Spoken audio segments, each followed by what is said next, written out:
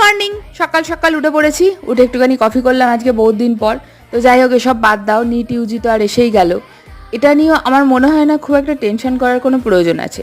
এই যে লাইফটা তোমরা দেখছো, এরকম একটা লাইফের স্বপ্ন আমিও দেখতাম পাওয়ার আগে। পাওয়ার পর দেখলাম প্রচণ্ড হেক্টিক। যাই হোক, তবুও স্বপ্ন তো স্বপ্নই, পেতেই হবে। ঠিক আছে? তো ব্যাপারটা হচ্ছে, একটাই কথা আমি বলবো, সেটা হচ্ছে বইতে যখন পড়ছো না তখন মনে হচ্ছে জানি, তারপর যখন 4টে অপশান দেখবে না তখন ঘুলিয়ে যাবে। তাই যেটা জানো সেটা ভালো করে জানবে। ঠিক আছে? একদম গুছিয়ে সুন্দর করে আরও বেশি বেশি করে এমসিকিউ প্র্যাকটিস করো। আর যেগুলো প্র্যাকটিস করছো সেগুলো একদম বুঝে নাও, যাতে তোমাকে কোনোভাবেই টলাতে না পারে, যেন তুমি একদম কংক্রিটলি জানবে। ঠিক আছে?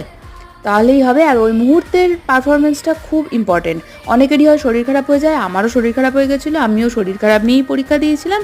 যা হবে ওতেই হবে, বুঝলে তো? কাজেই মাথা ঠান্ডা করে শরীর সুস্থ রেখে প্রচুর জল খাও, ভালো হবে। বাই।